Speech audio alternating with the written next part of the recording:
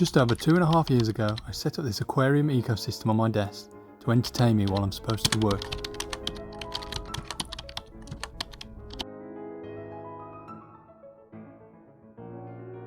A lot changed over the first year. What started out as a tranquil aquarium oasis on my desk suddenly descended into chaos. The predators started to take over, demonstrating the intricate balance of nature in a confined aquatic ecosystem. But which of these critters could survive the ordeal?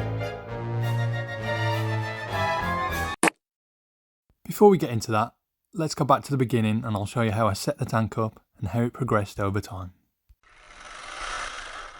I started out with this 30cm cube aquarium and got a cheap LED light and bracket from Amazon. For a base layer, I took soil straight from my garden and covered the bottom about 1/2 inch deep. I mixed in some of this clay substrate just to add more nutrients, and I capped it all off with some aquarium gravel to stop the soil leaching any nutrients into the water.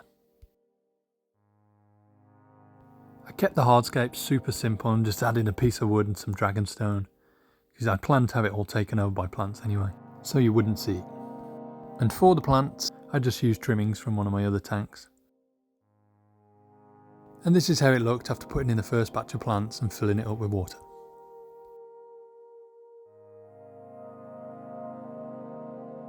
I left the tank alone to balance itself, but after a couple of weeks I noticed some algae, so I decided to add a single nerite snail to see if you can clear it up.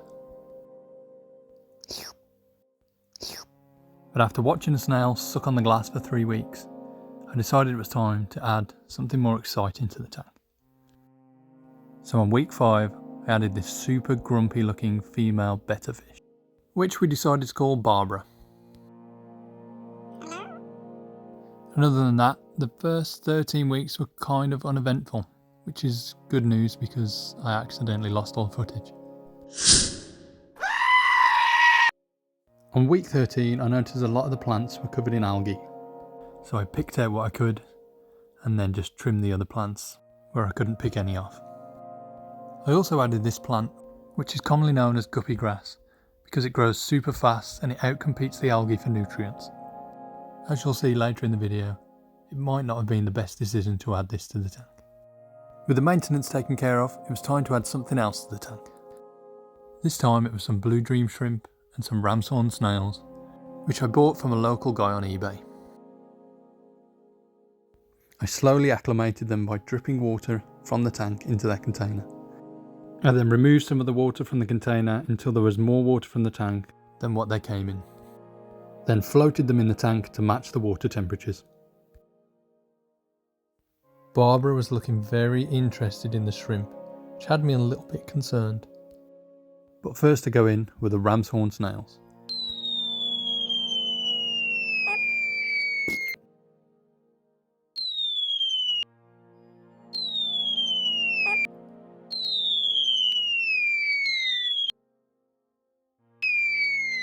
And they started to settle in pretty much straight away.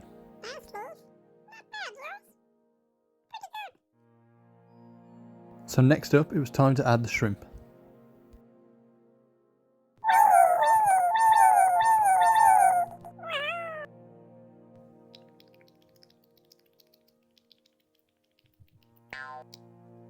Once they'd finished doing their little dance around the tank, they settled down to munch on some algae.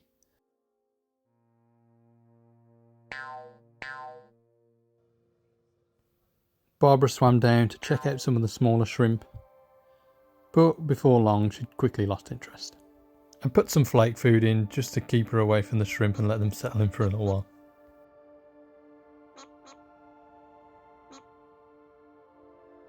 I was told the ram's horn snails were going to breed like crazy, so as a precautionary measure I added some assassin snails to keep their numbers in check. And lastly I decided to add an amano shrimp from one of my other tanks, but I didn't want to separate it from its snail friend, so they came along too.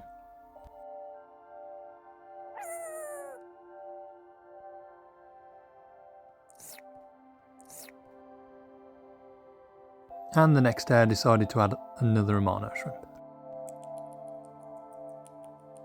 It didn't take long for the Nerite snails to find each other and lay eggs all over the aquarium, and even laid a few on the shell of their only predator in the tank. Unfortunately, they won't actually hatch because they require brackish water.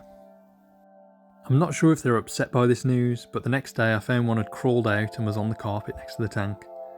I popped it back in and it was sliding around as normal within a couple of hours. On week 18 I did the first big water change since setting it up.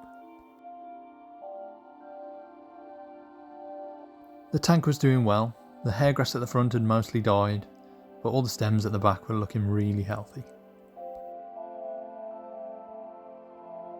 The shrimp were growing up nicely and seemed to be happy. And this is when I noticed something amazing. The shrimp were carrying eggs.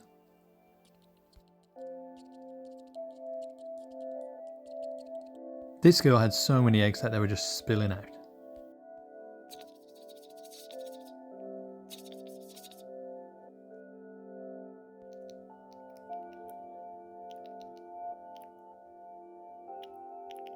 The Amano shrimp was also carrying eggs.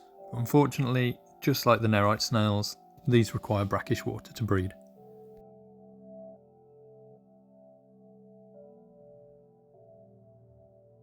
Six months in and the guppy grass had gone kinda crazy, so it was time for a trim.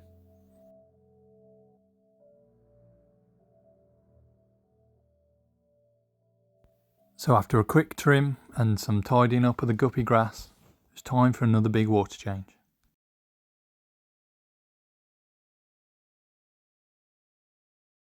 And I dropped in an algae wafer to make up for the disturbance.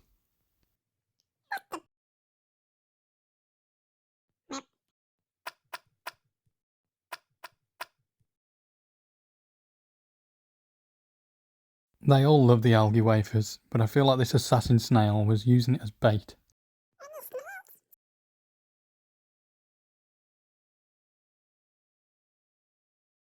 As always, a water change makes all the shrimp kind of frisky.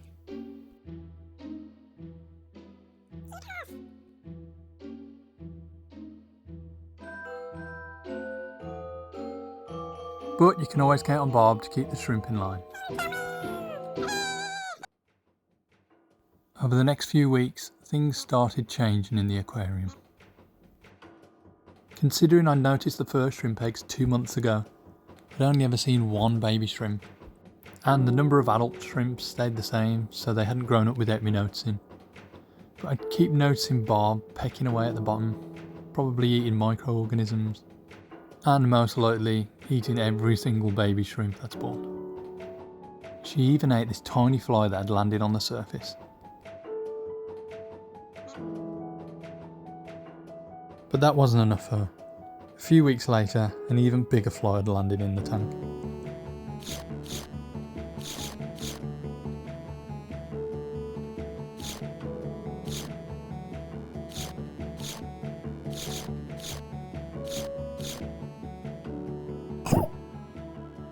But then, on month 7, my biggest fear when setting up this tank had come true.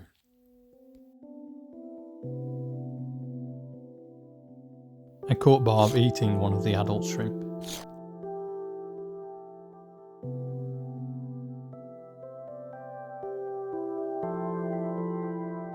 The next month, another shrimp.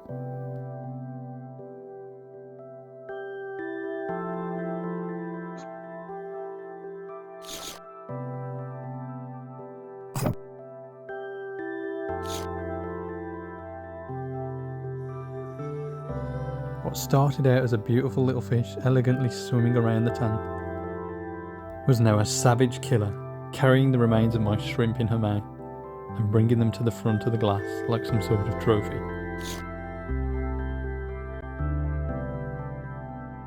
On month 10, things had gotten even worse. The tank was a mess. Had to top up the water to give Barb more space to swim above the plants, but by now she had eaten most of the shrimp, and the assassin snails had wiped out all the ram's horns. All that was left were the Amanos, the Nerite snails, an orange shrimp I don't remember adding, and Barb.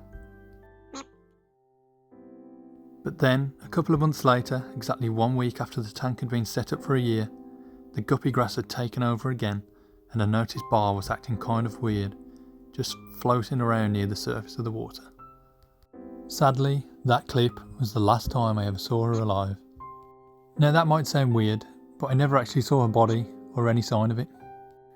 I searched the entire tank, I searched my desk and the floor around my desk and found nothing. Now don't get me wrong, I'd love to think she magically teleported away and is happily living in some puddle somewhere, but chances are I'll probably find the crispy carcass of her under a piece of furniture one day, or more than likely the shrimp ate most of her and what was left went into the soil, which is kind of gross, but that's the reality of an ecosystem and the circle of life. Part of me wonders if this amino shrimp was in fact a trained killer who took out Barbara in an act of revenge for eating its shrimp friends and left no trace of her to be found. But I guess we'll never truly know what happened. And that brings us to the end of this tale.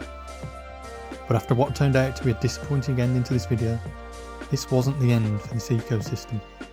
As much as I miss seeing Barb's face every day when I'm working, it's been 18 months since she disappeared, and I've been working on rebalancing the aquarium and turning it into a fully functioning ecosystem, full of multiple types of strange and interesting creatures, so another video will be out soon.